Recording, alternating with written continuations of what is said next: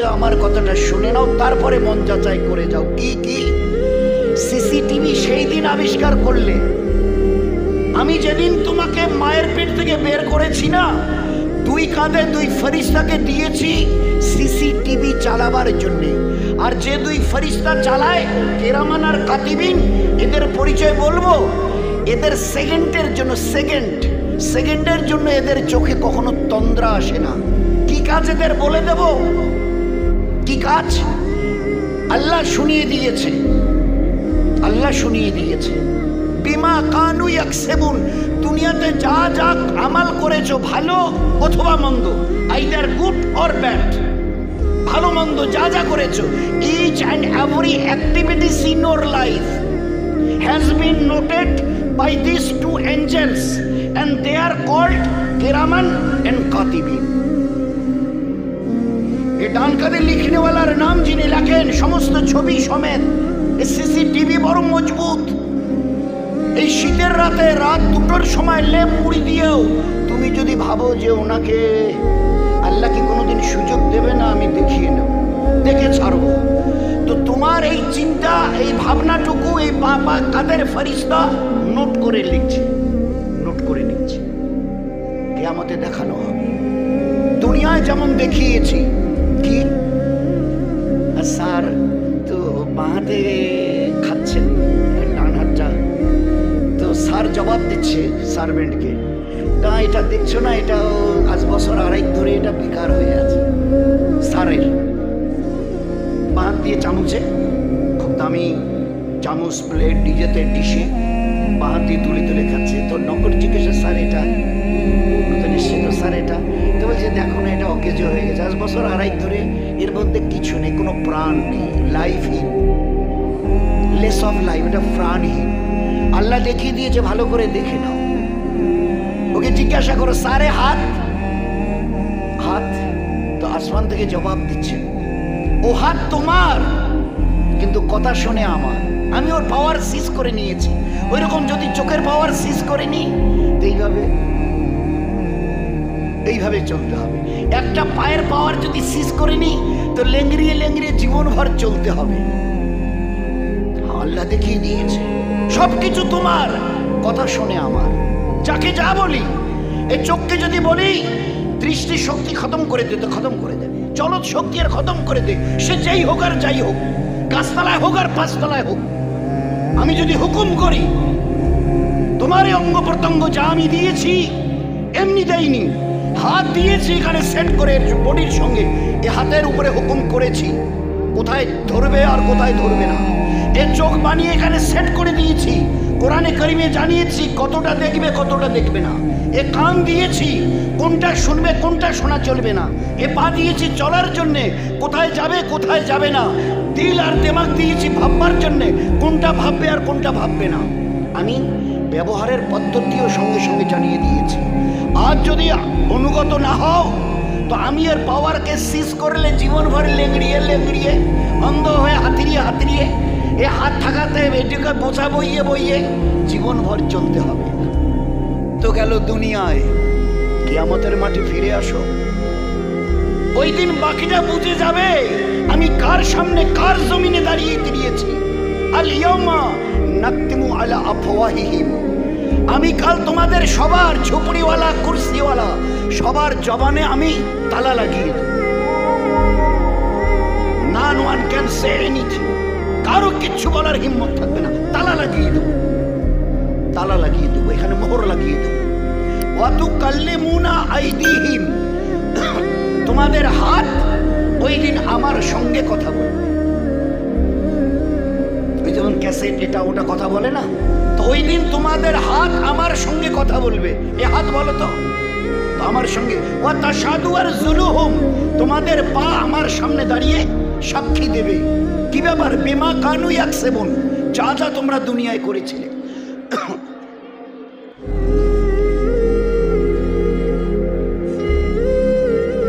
এই জন্য দোস্ত একটু ভালো করে দিনটাকে যদি না বুঝি, আল্লাহ পাকের কুদরতকে যদি না চিনতে চেষ্টা না করি, জীবনটা সত্যি বলছি এতটা বরবাদ হয়ে যাবে যে বরবাদের জন্য রক্তের কান্না কাঁদলেও এর কোনো সুধার নেই, সংশোধন নেই। যার জন্য এই দুনিয়া সেলফ রেকটিফিকেশন জীবনটাকে বানিয়ে নাও, একে বরবাদের রাস্তায় নিয়ে যেও না। তো আল্লাহ কাল এক একটা অঙ্গকে জিজ্ঞাসা করবে, হাত অত কাল্লিমুনা অত সাধু আর জুলুম পা সাক্ষী দেবে, আমি জিজ্ঞাসা করব। ওই সময় ওই ব্যক্তি বলবে, এ হাত, এ তুই কি করছিস, এ তুই কি করছিস? তোর মনে নেই ওই দিন একটা লোক তোর দিকে লাঠি তুলেছিল তোকে আঘাত করবে বলে, আমি তোকে বাঁচাবার জন্য কিভাবে তাড়াতাড়ি করে এইভাবে হাতটাকে তোকে সরিয়ে নিয়ে এসছি পিছনে? তোর এতটুকু ইয়াদ নেই, স্মরণ নেই? তুই আজকের আমার ব্যাপারে এই সব। তো ওই হাত তখন বলবে, আমার বানানেওয়ালা আল্লাহ তোমার সঙ্গে সেট করে দিয়ে লাগিয়ে দিয়েছিল কিছু করার জন্য কিছু না করার জন্য, তুমি তার কোনো পরোয়া করোনি। আমার বানানেওয়ালা আজ যখন জিজ্ঞাসা করেছে আমাকে, যেখানে যে অবস্থায় তুমি ব্যবহার করেছো, আমি সমস্ত রাজ আজকে ফাঁস করে দেব। তখন কি করবেন? সাধু আর জুলুহুম, তোমাদের পা আমার সামনে দাঁড়িয়ে সাক্ষী দেবে, তোমাদের চোখ আমার সঙ্গে কথা বলবে, তোমাদের কান আমার সামনে দাঁড়িয়ে কথা সমস্ত ফাঁস করে দেবে। সেদিন কোথায় যাব? এই জন্য দোস্ত, আল্লাহ পাক একটা জীবন দিয়েছে, আমাদের জীবন দিয়েছেন, যিনি আমাদের হায়াত দিয়ে পাঠিয়েছেন। আজ কত দুঃখের সঙ্গে কথা বলতে হয়। আজ আল্লাহর জমিনে দাঁড়িয়ে উন্নত মস্তকটাকে একটু ঝুঁকাবো, আমাদের বড় লজ্জা করে, বিবেকে বাঁধে, বড় বিবেকে বাঁধে। আল্লাহ জানতে চাইছে কি হয়েছে তোমাদের, যে আমার সামনে তোমাদের উন্নত মস্তকটাকে ঝুঁকাও না। আমার ইজ্জতের কসম খেয়ে বলছি, গোটা দুনিয়ার সমস্ত মখলুকের, প্রাণী জগতের মাথাকে আমি নিচুর দিকে করে সৃষ্টি করেছি, এক্সেপ্ট ইউর সেলফ। শুধু তোমরা যারা মানুষ হয়ে গেছো আমার তরফ থেকে, তোমাদের মাথাটাকে আমি স্ট্রেট সিধা করেছি। কেন? কেন? এই জন্যই, এই উন্নত মস্তককে যতটা আমার কাছে নোয়াবে, ঝুঁকাবে, সেজদায় রাখবে, আমি আমার ইজ্জতের কসমকে বলছি, তোমাদের ইজ্জত দিন বা দিন আমি বাড়াতে থাকবো।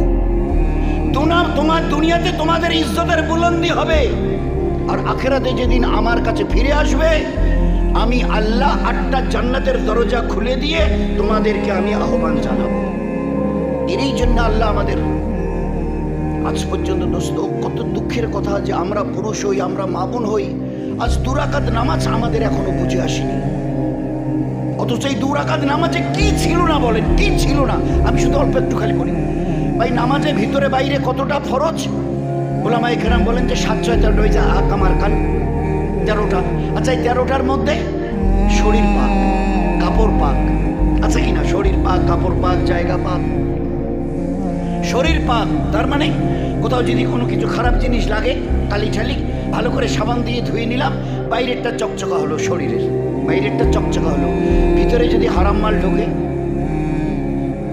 তো শরীরকে পাক করার আসল প্রথম ফর্মুলা আল্লাহ পাক শুনিয়েছেন, ইয়া আইয়ুহাল্লাযীনা আমানু কুলু হালালান তাইয়্যিব।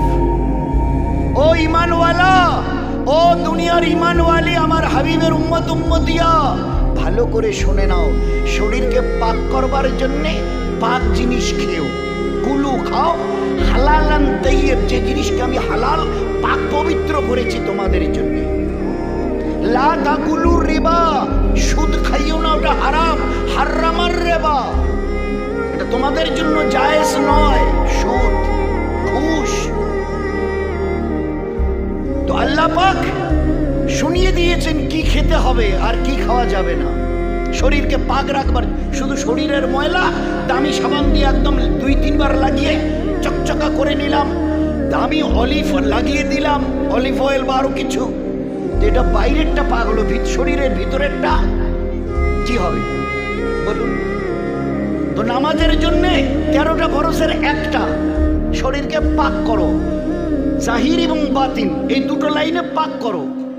হারাম মুখে দিও না, যা কিছু সৃষ্টি করেছে হালাল হিসাবে তার নাম ধরে, ইয়া আইয়ুহাল্লাযীনা আমানু, ও ঈমানওয়ালা, ঈমানওয়ালি, আমি তোদের আল্লাহ বলছি, ভালো করে শোনো।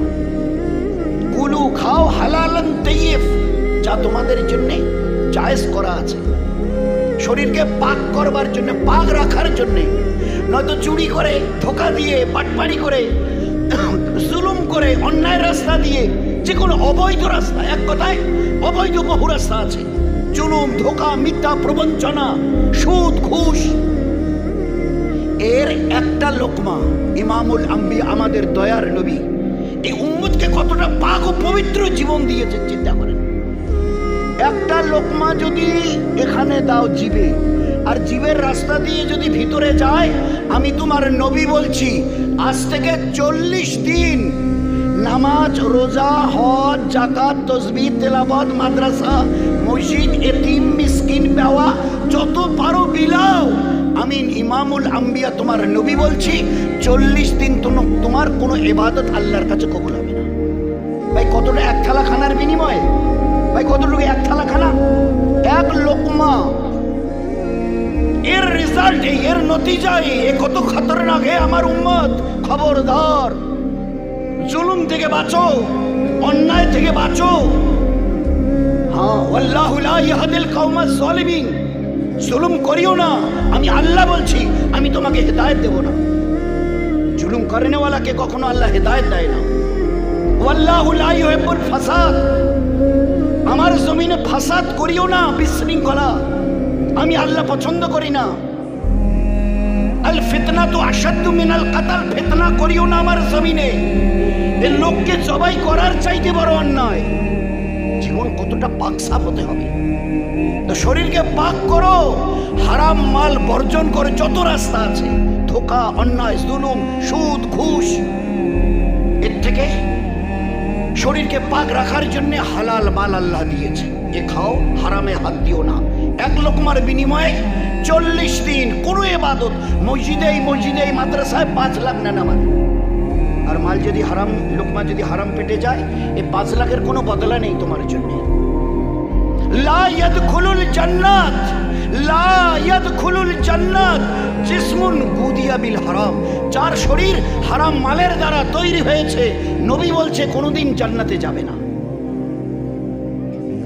তো শুধু 2 রাকাত নামাজকে ঠিক করবার জন্য শরীরটাকে শুধু একটা ফরজ। কি রকম হবে জীবনটা বলেন তো?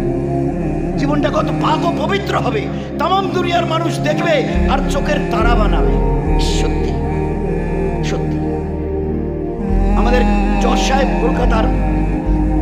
কলকাতার জজ সাহেব আব্দুর রহিম চৌধুরী ক্যালকাটা হাইকোর্টের গিয়েছিলেন, জজ ছিলেন, তারপর এখান থেকে প্রমোশন হয়ে গেল এলাহাবাদ হাইকোর্টের চিফ জাস্টিস, প্রধান বিচারপতি, এলাহাবাদ হাইকোর্টের চিফ জাস্টিস।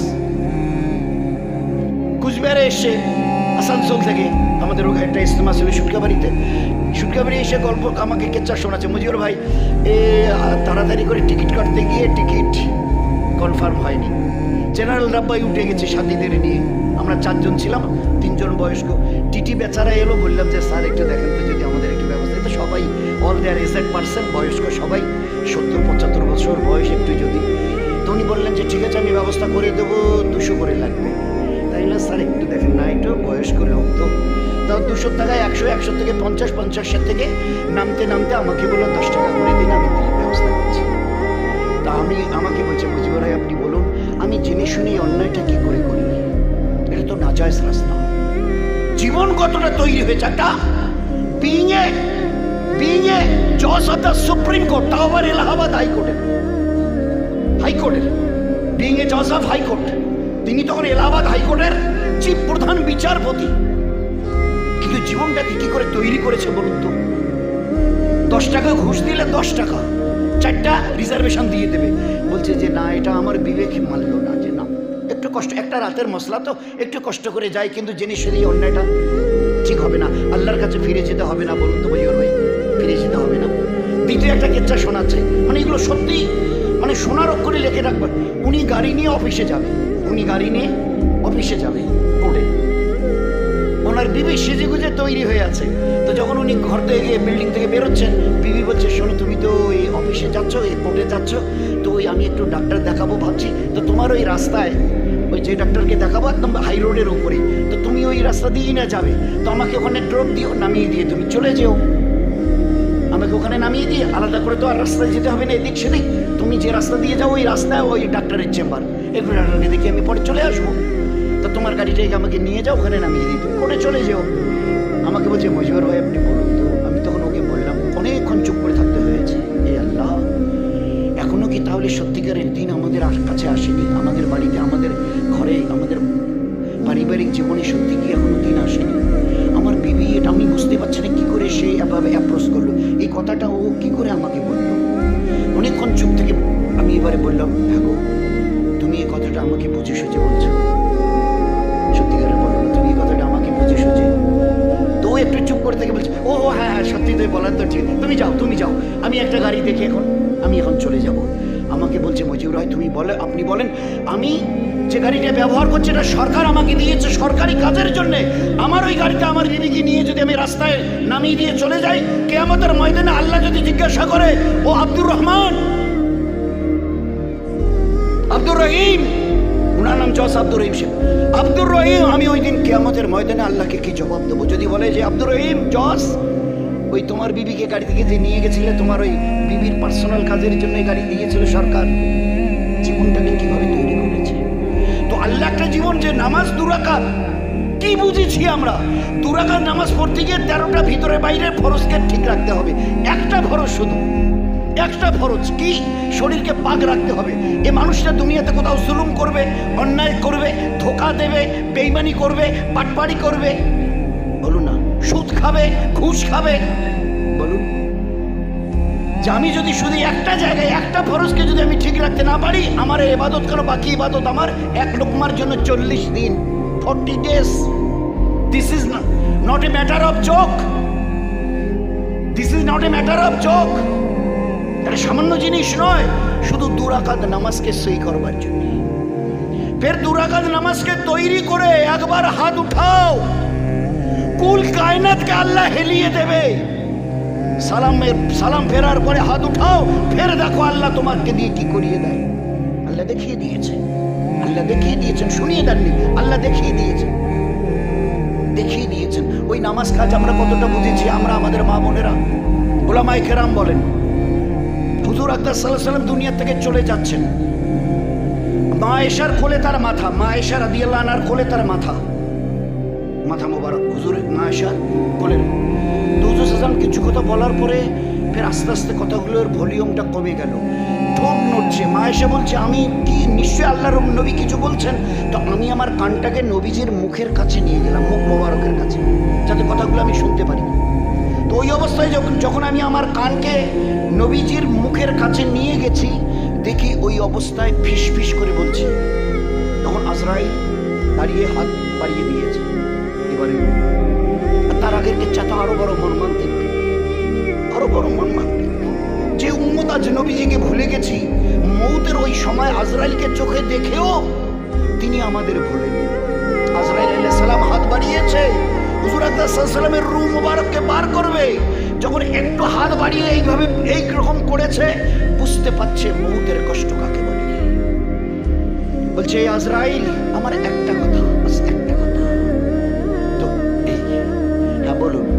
বলছে, আজরাইল, এই রূহকে বার করতে গিয়ে যে কষ্টগুলো হবে, আর तमाम কায়নাতের আমার উম্মতের রূহ তুমি বার করবে, আর পুরুষ এবং মেয়ে ছেলে আমার উম্মত উম্মতিয়া, এদের রূহ বার করতে গিয়ে ওদের যে কষ্টটা হবে, যত কষ্ট তারা পাবে, সমস্ত কষ্ট আমার উপরে চাপিয়ে দাও, আমার উপরে সমস্ত কষ্ট চাপিয়ে দাও, আর আমার উম্মতকে তুমি রেহাই করে দিও।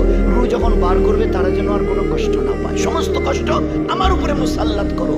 কত বড় দয়ার নবী, মৌতের ওই টাইমেও আমাকে স্মরণ করেছে। আমি তাকে আজকের স্মরণে রাখতে পারিনি, ভুলে গেছি, ভুলে গেছি, ভুলে গেছি। তো এই অবস্থায় মা আয়েশা রাদিয়াল্লাহু আনহা বলছেন, আমি আমার কানকে হুজুরের, তো দেখি ফিস ফিস করে দুটো কথা বলছে, দুটো। ইয়া রফিক আলা বলার আগে, এ আমার দোস্ত আমি যাচ্ছি, তার আগে শেষ কথা দুটো আমি শুনেছি, একটা হচ্ছে নামাজ, একটা হচ্ছে গোলাম। এ আমার উম্মত, এ আমার উম্মতিয়া, আমি দুনিয়ার থেকে চলে যাচ্ছি, তোমাদের জন্য রেখে যাচ্ছি, নামাজকে কখনো ছাড়িও না, নামাজকে কখনো ছাড়িও না, নামাজকে কখনো ছাড়িও না। নবীজির জীবনের বিদায়ের শেষ কথা, এ আমার উম্মত, আমি চলে গেলাম, তোমাদের জন্য রেখে গেলাম, এ নামাজকে কখনো ভুলিও না, এ নামাজকে কখনো ছাড়িও না। আচ্ছা, উম্মতের অবস্থা, সমস্ত আমালের খবর, হজ, যাকাত, তাসবিহ, তেলাওয়াত, দান, খয়রাত, আখলাক वगैरह, সমস্ত আমালের খবর আল্লাহ জিবরাইলকে দিয়ে পাঠিয়েছেন, শুধু একটা আমাল বাদ দিয়ে। আল্লাহ পাক যখন ইরাদা করেছেন আমি আমার হাবিবের উম্মতকে নামাজ দেব, তখন জিবরাইলকে ডেকে বলেছে একটা আমাল আমি আমার নবীকে তার উম্মতের কাছে পৌঁছাবার জন্য ইরাদা করেছি দেব। এ জিবরাইল, সমস্ত খবর তুমি নিয়ে যেতে পারো, কিন্তু এ খবরটা তোমাকে দিয়ে পাঠানো মুনাসিব ঠিক হবে না, এটা তুমি নিয়ে যেতে পারবে না। আমার নবীকে আসমানে আমার কাছে, সাত আসমানের উপরে আমার কাছে নিয়ে আসো একটা আমাল। সমস্ত আমালকে জিবরাইলকে দিয়ে, মুসলমানের জীবনের সমস্ত আমালকে জিবরাইলকে দিয়ে আল্লাহ পাঠিয়েছেন, এক্সেপ্ট সালাত, শুধু নামাজ বাদ দিয়ে। জিবরাইল যাও আমার নবীকে আসমানে আমার কাছে পৌঁছাও, আমি নিজে হাতে তাকে দেব একটি আমাল, এই নামাজ। ওলামায়ে কেরাম বলছেন স্বামী স্ত্রী মিলেছেন বলে হ্যাঁ, শরীর বলে নাপাক, এই অবস্থায় পানি তালাশ করছে দুজনে মিলে, পানি খুঁজতে খুঁজতে দেখে আর 3-4 মিনিট, 2-3 মিনিট দেরি করলে নামাজ কাজা হয়ে যাবে। শরীয়ত বলছে ওই অবস্থায় জমিন থেকে একটা মাটির শুকনো ঢেলা তোলো, তায়াম্মুম করে নাও, আর ওই অবস্থায় নামাজে দাঁড়াও, কবুল আল্লাহ করে নেবে, কিন্তু কাজা করার হুকুম নেই। পেশাব পায়খানা করেছে, পানি তালাশ করছে, পানি তালাশ করছে, কুলুক নিয়েছে, পানি খুঁজছে, পাক হতে হবে। পেশাব পায়খানা পুরুষ হোক মেয়ে ছেলে হোক, করতে করতে দেখে আর একদম নামাজের শেষ সময় এসে গেছে, 2-3 মিনিট, আর যদি আর একটু দেরি করে পানি খুঁজতে গিয়ে তো নামাজ কাজা হবে।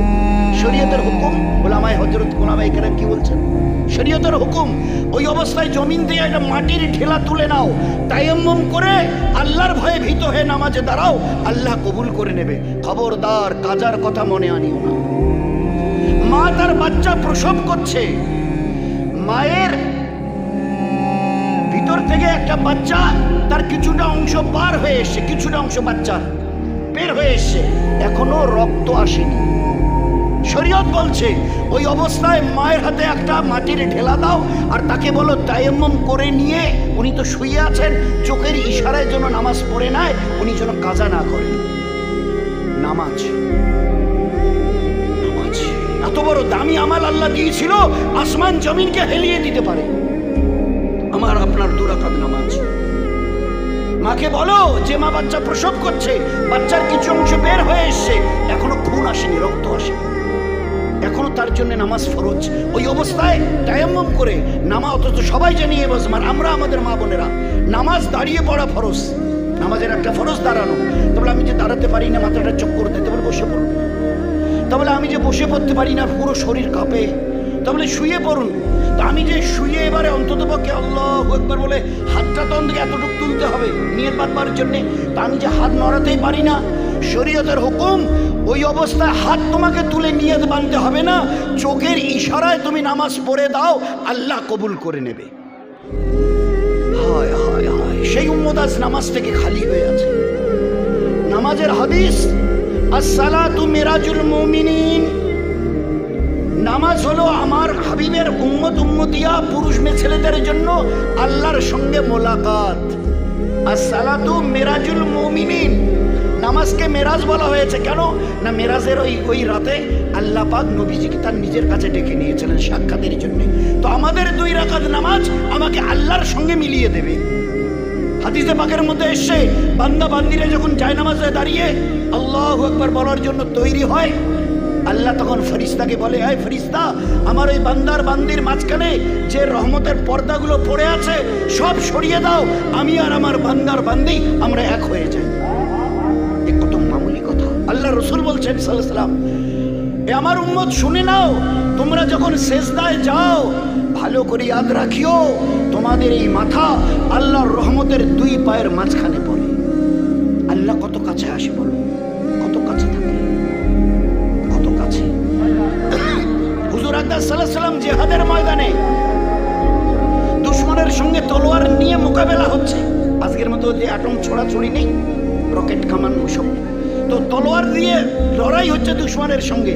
আল্লাহর নবী ভাবলেন এই সময়ে নামাজের নিশ্চয়ই কোনো হুকুম আমাদের উপরে আল্লাহ পাক বর্তাবে না, কারণ দুশমনের সঙ্গে মোকাবেলা হচ্ছে সামনাসামনি, তো নিশ্চয়ই এই সময় নামাজের ব্যাপারে আল্লাহ ছাড় দেবে।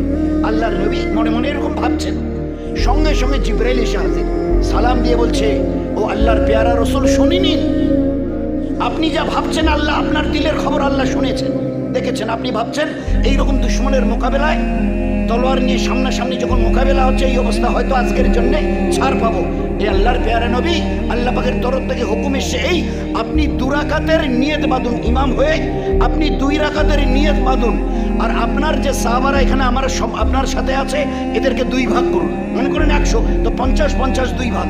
50কে বলুন তোমরা তলোয়ার নিয়ে যুদ্ধকে ঠেকাও, আর এই বাকি 50কে বলো তোমরা তলোয়ার রেখে আমার পিছনে 1 রাকাতের নিয়ত করো। 1 রাকাত পুরো করার পরে যখন আমি 2য় রাকাতে উঠবো, তোমরা তাড়াতাড়ি গিয়ে তলোয়ার তুলে ধরবে, আর বাকি যে 50 জন রয়ে গেল ওরা এসে আমার পিছনে, বাকি ওরা 1 রাকাত পড়বে। কিন্তু মাপ নেই। এ কথা ভাবিও না যে আজকের এইরকম অবস্থায় আল্লাহ তোমাদের ছাড় দেবে।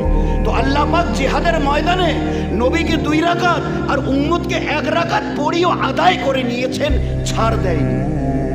সেই উম্মত আছে দোস্ত, আপনি আমরা কতটা আরামে দিন রাত কাটাচ্ছি, একটাবার ভাবি না আমার এই মাথাটা যখন ওই সেজদায় যাবে, আমার মাওলা 7 আসমান জমিনের খালিকার মালিক, তার রহমতের 2 পায়ের মাঝখানে আমার এই সেজদা পড়বে। ফের সেজদা থেকে মাথা তোলার পরে আমি যখন সালাম ফিরিয়ে বলবো আল্লাহ, তো আল্লাহ বলবে আমার বান্দা বান্দি কি চাস বল, দেবার জন্যই আমি আল্লাহ তৈরি হয়ে আছি। হর জরুরতকে আল্লাহ আমাদের পূরণ করবে, জিন্দিগি আমাদের বনবে যদি 2 রাকাত নামাজকে বুঝতে শিখি। চেষ্টা করবো ভাই ইনশাআল্লাহ, সবাই মিলে চেষ্টা করবো ভাই ইনশাআল্লাহ। হ্যাঁ, এই জন্য আমি আমারও জন্য খুব করে দোয়া করবেন। আল্লাহ হায়াত দিয়েছে, জীবনটাকে বানিয়ে নিয়ে আমার কাছে চলে আসিও। খবরদার, কাটাবার জন্য জীবন নয়, কাটাবার জন্য লাখো জানোয়ার। আর যদি একটু আল্লাহ পাকের কটা দিন আর দুনিয়ার স্বপ্নের মতো কেটে যাবে, আজকের যদি একটু ফরমা বরদারি করে দুনিয়া থেকে আল্লাহর হুকুম মেনে চলে যাই, গোটা দুনিয়াকে আল্লাহ আমাদের গোলাম বানিয়ে দেবে। আর আল্লাহর হুকুমকে যদি ছেড়ে দেই, খোদার কসম গোটা দুনিয়ার গোলামি করতে আমাদের জীবন যাবে। So at this moment, at this moment we have to decide between these 2 ways, this and that. 2টো রাস্তা আজকের আপনাকে আমাকে সিদ্ধান্ত নিতে হবে আজকের এইখানে, যে কোন রাস্তায় ক্লিয়ার করব। 1 আল্লাহর গোলামি করে গোটা দুনিয়াকে আমাদের তাবে করে রাখবো, অথবা 1 আল্লাহর গোলামি ছেড়ে দিয়ে গোটা দুনিয়ার গোলাম হয়ে থাকবো। এই জন্য জীবন আল্লাহ ধন্য করবে। এই দুনিয়ার কয়েকটা দিন আল্লাহর হুকুম নবীর সুন্নাত তরিকার উপরে যদি জীবন কাটাতে পারি, তো ফের আল্লাহ দেখিয়ে দেবে এই জীবনের মজা কত। এই জীবনের, সত্যি বলছি, কসমকে বলছি, এই জীবনের মজা কত। একটু আল্লাহর ইবাদত একটু কটা দিন করে আমরা আমাদের মা বোনেরা আমাদের জীবনটাকে ধন্য করে নিয়ে চলে যেতে পারি, তার জন্য সবাই চেষ্টা করবো ভাই ইনশাআল্লাহ। সবাই সবার জন্য দোয়াও করি, চেষ্টাও করি।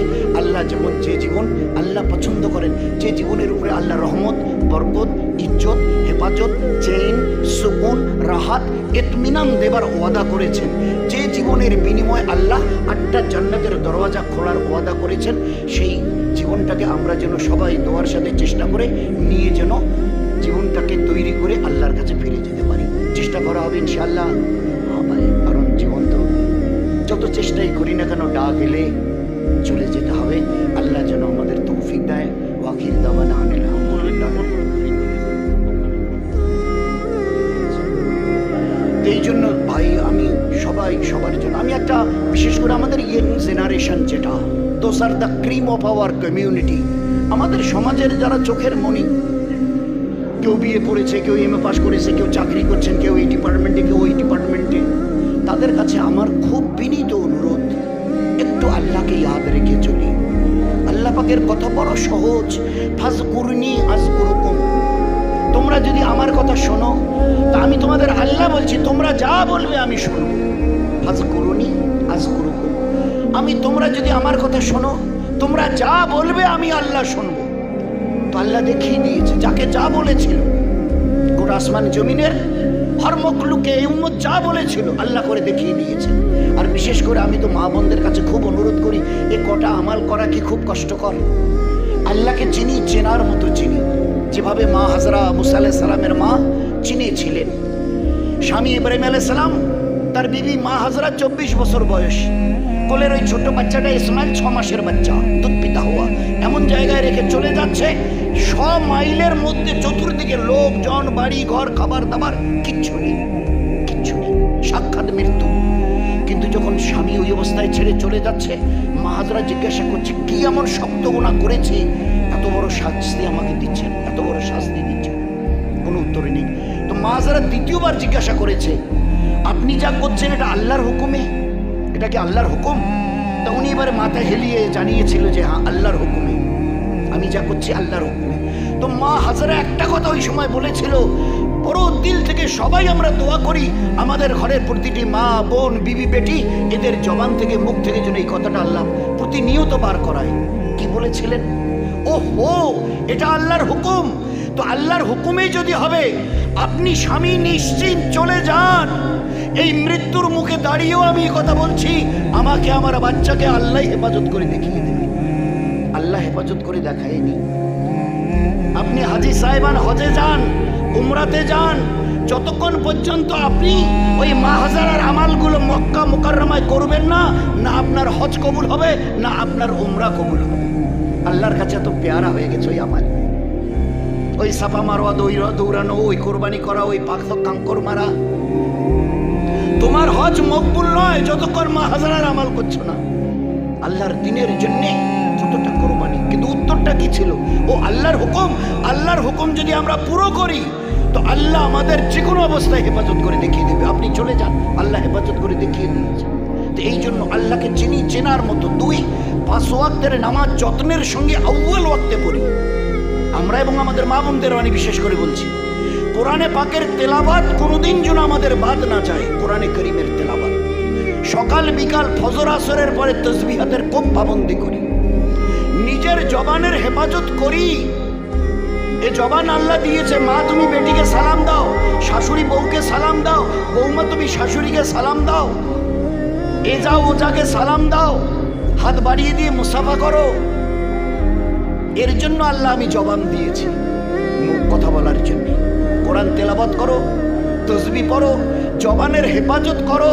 তোমার এই জবান থেকে কারো নামে কখনো যেন, আজকে সংসারগুলো সব তছনা হয়ে যাচ্ছে শুধু একটু জবানের লাগাম না থাকার কারণে। শাশুড়ি বেরিয়ে গেছে পাশের বাড়িতে, ও বাড়ির বৌমা কেমন, তো বাস যেই না জিজ্ঞাসা করেছে আর একদম শুরু হয়ে গেল। নিজের মেয়ের মতো করে দেখি, কিন্তু না, এই দোষ এই দোষ এই দোষ এই দোষ। বৌমা বেড়াতে গেছে পাশের বাড়িতে, চাচি শাশুড়ি জিজ্ঞাসা করছে, কি বৌমা তোমার শাশুড়ি কেমন, বাস শুরু হয়ে গেল। 2-4টা মেয়ে, যদি আপনাদের এদিকে হয়তো বড় মরিচা হালকায় এসব 12 মাসে হয় না, লক্ষ্য 2-4টা মেয়ে বাড়িতে, টাড়ি বাড়িতে, বিয়ে বাড়িতে যদি একখানে হয়েছে, ও কেমন সে কেমন, বা যদি খালি বলা শুরু হয়ে গেল, গীবত গীবত গীবত। আমি তো প্রায় বলি, এই আটির পুঁছটা এটা কি বলে, এগুলো পোয়ালের পুঁছ। আচ্ছা, এছাড়া কি করে এলো? তা বলে জমিনকে চাষ করেছে, ধান ফেলেছে, ও বীজ হয়েছে, ও বীজ ধান বিচন বলি তুলে আরেকটা জমি তৈরি করে ওতে লাগিয়েছে, তারপরে ধান বেরিয়েছে, ওকে নিলেছে, পানি দিয়েছে, সার দিয়েছে, তারপরে বড় হয়েছে, ধান পেকে গেছে, কেটে নিয়ে এসছে, সেগুলোকে মাড়াই করার পরে এই খড়ের পুঁছ। আচ্ছা, এত কষ্ট করে ওই জায়গায়? হ্যাঁ। আচ্ছা, আমি যদি একটা দিশালের কাঠি চালিয়ে যদি ওতে লাগিয়ে দিই, ক মিনিট লাগবে ছাই হতে? 1, 2, 5, 10, 20 বছর ধরে নামাজ, রোজা, তসবিহ, তেলাওয়াত, এটা ওটা বহু রকমের এটা কামাল করেছি আমরা। আমাদের মা বোনেরা খালি একজনের সামনে বসে 1 মিনিটের জন্য ওর নামে গীবত করেছি। বলছে লম্বা সময় মেহনত করে এই যে খড়ের পুঁছ একটা দিয়ে শলের কাঠি জ্বালিয়ে দিলে 2, 4, 5, 10 মিনিটের মধ্যে সব ছাই হয়ে যাবে। আল্লাহ পাকের কসম যে তোমার সারা জীবনের নেকি অপরের নামে যদি 1 মিনিটের জন্য গীবত করো, সমস্ত নেকি ওইভাবে ছাই হয়ে যাবে।